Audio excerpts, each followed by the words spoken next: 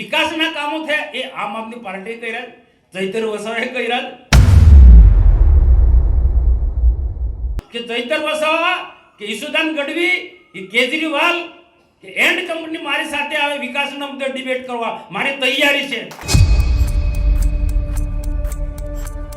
ગુજરાતમાં કે દેશમાં ભાજપ સિવાય બીજો કોઈ સત્તામાં આવવાનું નથી ને એવું કોઈને લક્ષણ લાગે છે?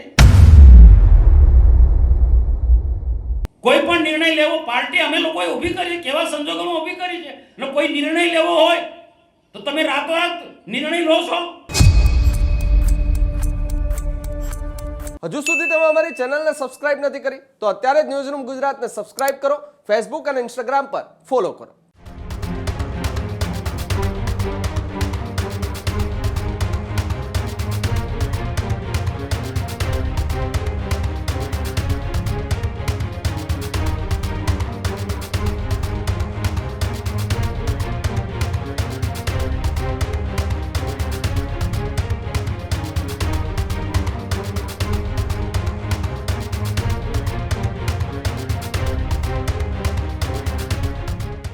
નર્મદા જિલ્લાના ડેડિયાપાડા ખાતે જાનકી આશ્રમમાં યોજાયેલી ભારતીય જનતા પાર્ટીની એક બેઠકની અંદર સાંસદ મનસુખ વસાવાએ આમ આદમી પાર્ટીના ધારાસભ્ય ચૈતર વસાવાને લઈને આક્રમક પ્રહારો કર્યા હતા।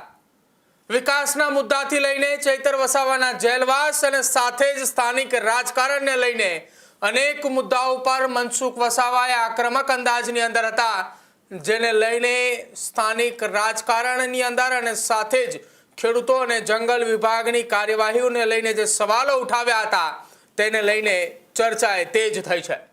શું છે આખો મામલો અને કેમ અચાનક મનસુખ વસાવાએ આક્રમક થયા, જુઓ આ અહેવાલમાં। નર્મદા જિલ્લાના ડેડિયાપાડા સ્થિત જાનકી આશ્રમ ખાતે ભરૂચના સાંસદ મનસુખ વસાવાની અધ્યક્ષસ્થાને એક મહત્વપૂર્ણ બેઠક હતી।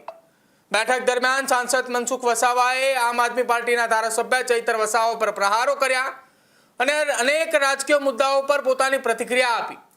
મનસુખ વસાવાએ દાવો કર્યો કે ભાજપ એ ગુજરાતમાં પણ સત્તામાં રહેશે અને કેન્દ્રમાં પણ કોઈ પણ પક્ષ ભાજપને હરાવી શકશે નહીં, આ પ્રકારનું નિવેદન મનસુખ વસાવાએ આપ્યું। જો કે ડેડિયાપાડામાં એક કાર્યક્રમ દરમિયાન સાંસદ મનસુખ વસાવાએ આમ આદમી પાર્ટીના નેતા ઉપરની પ્રહારની સાથે સાથે વિકાસના મુદ્દે ખુલ્લી ચર્ચા કરવા માટે પડકાર ફેંક્યો। મનસુખ વસાવાએ દાવો કર્યો હતો કે ચૈતર વસાવાએ કોઈ પણ વિકાસનું કામ નથી કર્યું। તેમણે ભારપૂર્વક કહ્યું કે ડેડિયાપાડા વિસ્તારમાં થયેલા તમામ વિકાસના કાર્યોએ ભાજપ દ્વારા જ કર્યા છે।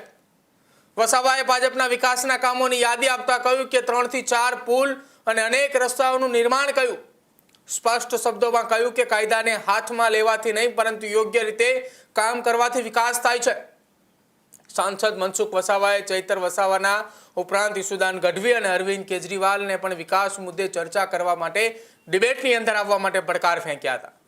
તેમણે પોતાના રાજકીય ભૂતકાળનો ઉલ્લેખ કરતા કહ્યું કે તેઓ ભૂતકાળમાં કોંગ્રેસ અને બીટીપી સામે લડ્યા હતા અને હાલમાં આમ આદમી પાર્ટી સામે લડી રહ્યા છે। જરૂર પડશે તો ભાજપમાં આવા તત્વો સામે પણ લડવા માટે તૈયાર છીએ। પાર્ટીમાં સિનિયર નેતાઓની અવગણના થતી હોવાની અને મહામંત્રી એક બેઠકની અંદર હાજર ન રહેતા તેમનો આ મુદ્દો પણ ખૂબ ઉઠ્યો હતો। પાર્ટીમાંથી આડા અવળા જતા લોકોને બહાર કાઢવા જોઈએ અને આખી આ ઘટના મામલે પાર્ટીના નેતાઓ અને સાથે જ વિરોધીઓને જવાબ આપતા મનસુખ વસાવાએ શું કહ્યું, સાંભળો। સંજયભાઈ જેવી વાથામવાથી થઈ હતી, એટલે ફાઇટર મેન છે પણ પાર્ટીના શિસ્તમાં રહીને કામ કરે છે એવા સંજયભાઈ અહીંયા ઘણા બધાનું સન્માન પણ થયું, સંબોધનમાં ઉલ્લેખ પણ થયો। અહીંયા ઉપસ્થિત સર્વે આ વિધાનસભાના ઉપસ્થિત તમામ પાર્ટીના 100 હોદ્દેદારો, આગેવાનો, એટલા સામે પણ બડા વરિષ્ઠ લોકો બેઠા છે। નારાયણદાસ મહારાજ એ નદી પર જે પુલ 3 થી 4 પુલ બનાવ્યા છે, કોને બનાવ્યા? ભાજપે બનાવ્યા છે। એ વિસ્તારની અંદર જે રોડ રસ્તા બન્યા, વીજળીકરણનું કામો થયા, વિકાસના કામો થયા એ આમ આદમી પાર્ટીએ કર્યા, ચૈતર વસાવાએ કર્યા। એ જો કરે મને લિસ્ટ આપે ભાઈ, મેં ત્યાં સુધી કીધું કે ચૈતર વસાવા કે ઈશુદાન ગઢવી કે કેજરીવાલ કે એન્ડ કંપની મારી સાથે આવે વિકાસના મુદ્દે ડિબેટ કરવા મારી તૈયારી છે। વિકાસના મુદ્દે અહીંયા ડિબેટ કરવા માટે ડેડિયાપાડામાં આવે મારી તૈયારી છે। ખાલી હું ખોટા ગપ્પા મારો લોકોને આદિવાસીને ઉશ્કેરી કરો છો, જુઠ્ઠું બોલો છો। આ મોતીભાઈએ વાત કે શંકરભાઈએ વાત કરી, લોકોએ પણ સમજવું પડશે ભાઈ. પ્રધાનમંત્રી કુસુમ યોજનાની અંદર કેટલો લાભ આપ્યો છે, કેટલો. અને આપણા લોકો માને પણ જાય. આપણા આગેવાનો બેસી રહેશે, આપણા લોકો બેસી રહેશે. તાલુકા પંચાયતના જિલ્લા પંચાયતમાં આ બધા મુદ્દા ચલાયા હોત તો જીત્યા હો કે ના જીત. હા, હું ચોક્કસ માનું છું કે કેટલીક આપણા સંગઠનના લોકોએ ભૂલ કરી છે ટિકિટ આપવામાં, કેટલીક ટિકિટ આપવામાં ભૂલ પણ કરી છે. સ્થાનિક આગેવાનોને પૂછવાય નથી ને એમને રજૂઆત કરી છે તો એમને વાતની ગણકારી નથી, એટલે ભૂલ તો સંગઠને કરી છે, એ સ્વીકારવું પડે. પરંતુ એ આપણે તાલુકા પંચાયત જિલ્લા પંચાયત ગુમાવી છે, બધું નથી ગુમાવ્યું ને. અને હજુ પણ આવનારા સમયમાં પણ ગુજરાતમાં કે દેશમાં ભાજપ સિવાય બીજું કોઈ સત્તામાં આવવાનું નથી ને એવું કોઈને લક્ષણ લાગે છે, એવું કોઈ લક્ષણ દેખાય છે? દેખાતું હોય તો મને કહે કે ભાઈ આ મુદ્દે કોંગ્રેસ વાળા કે આમ આદમી પાર્ટી વાળા. અરે ગુજરાતમાં 5 ધારાસભ્યો છે, સંસદમાં કેટલા ધારાસભ્યો? 4-5 છે.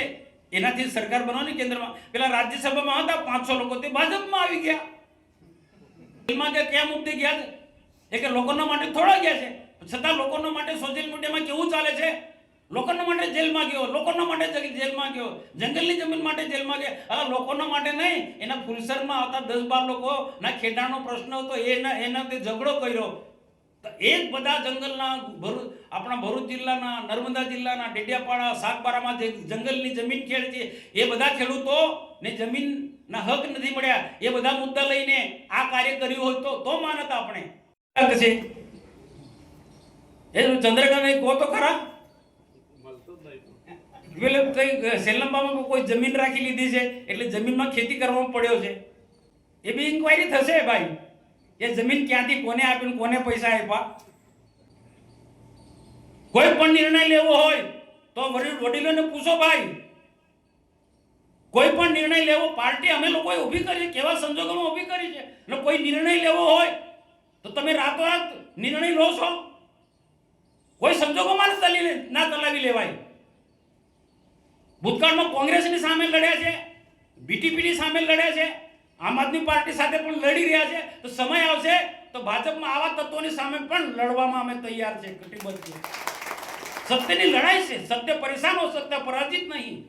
ન અમે વિચારધારામાં માનનારા લોકો છે, અમારું લોહી કાપશે, રાષ્ટ્રીય વિચારધારા. આ નહીં ચાલે ભાઈ.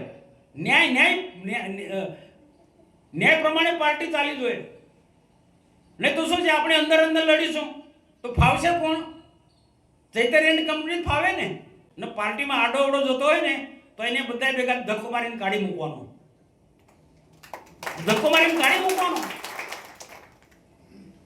આ છે બધા અહીંયા કેટલાક લોકો, એ મહામંત્રી કોઈ પણ મીટિંગમાં આવતા નથી, એક પણ મીટિંગમાં આવતા નથી. જિલ્લાનો મહામંત્રી ડેડિયાપાડામાં જ રહે છે.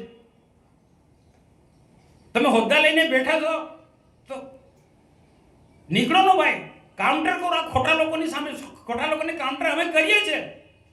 આજે મોતીભાઈ બધા લોકોએ વાત કરી છે. બીજી વાત કહું, તમે સંગઠિત થશો ને તો સંગઠનના આગળ ભલભલા માણસો ઝૂકે છે.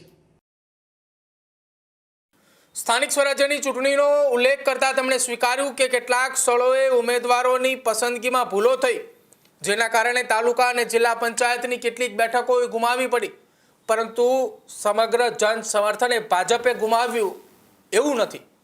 બેઠકની અંદર દરમિયાન સાગબારાના ખેડૂતોના મુદ્દે પણ મનસુખ વસાવાએ એ ચિંતા વ્યક્ત કરી અને તેમણે કહ્યું કે જંગલની જમીન પર ખેતી કરતા સાથે જ સુરત પોલીસ અને વન વિભાગના લોકોએ ખેડૂતો સાથે જે વર્તન કરે છે કે જાણે કોઈ ગંભીર ગુનેગાર કે આતંકવાદી હોય. આક્ષેપ કરતા એ પણ કહ્યું કે વન વિભાગ અને પોલીસની કામગીરીના કારણે આદિવાસી સમાજમાં ભાગલા પાડવાનો પ્રયાસ થઈ રહ્યો છે અને ખેડૂતોને આવશ્યક હેરાનગતિનો સામનો કરવો પડી રહ્યો છે. હાલ મનસુખ વસાવાના નિવેદન બાદ રાજકીય ગરમાવો જોવા મળ્યો છે અને હવે જોવાનું રહેશે ચૈતર વસાવાના મુદ્દે અને આમ આદમી પાર્ટીના મુદ્દે આપેલા નિવેદન બાદ આવનારા સમયમાં શું કઈ ચર્ચા અને રાજનીતિ ગરમાય છે એ પણ. ખેડૂત ભાઈઓ છે એ ખેતરમાં ડ્રોન ઉડાવતા હોય છે ત્યારે આપણે એક પ્રશ્ન સતાવતો હોય છે કે જે આપણે અત્યાર સુધી જીપીએસ ટેકનોલોજીવાળા ડ્રોન વાપર્યા છે, જેથી કરીને મોબાઈલ ટાવર છે અથવા તો હાઈ ટેન્શન લાઇન પસાર થતી હોય, કોઈ વૃક્ષો હોય, ત્યારે જે જીપીએસ ટેકનોલોજીવાળા ડ્રોન છે એમાં ટકરાય અને ટ્રેસ થાય છે. પણ એગ્રીવન લાવ્યું છે GNSS ટેકનોલોજી ડ્રોન, જેથી કરીને એ ડ્રોન છે એ કોઈ જગ્યાએ ટકરાય નહીં, પોતાની રીતે જ ડિસિઝન લે છે ને મૂવ થઈ જાય છે, જેથી કરીને GNSS ટેકનોલોજી ડ્રોન છે એ વાપરવાનો આગ્રહ રાખો. ત્યારે જ ન્યૂઝરૂમ ગુજરાતની યુટ્યુબ ચેનલને સબસ્ક્રાઇબ કરો અને ઇન્સ્ટાગ્રામ અને ફેસબુક પર ફોલો કરો. અપડેટ રહો, સત્યની સાથે રહો.